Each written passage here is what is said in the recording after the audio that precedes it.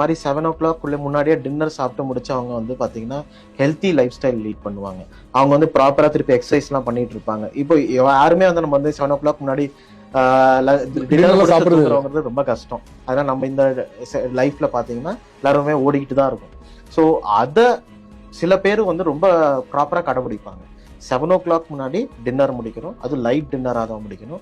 Exercise பண்றது இதெல்லாம் பண்ணும்போது கண்டிப்பா வந்து லிவரை வந்து ரொம்ப பாதிக்கவே பாதிக்காது. இப்போ ஏன் 7 மணிக்கு முன்னால சாப்பிடணுங்க? அப்ப 7 மணிக்கு அப்புறம் சாப்பிட்டா என்ன ப்ராப்ளம் ஆகும்? ஏன் 7 மணின்னு கட் ஆஃப் வச்சிருக்கு?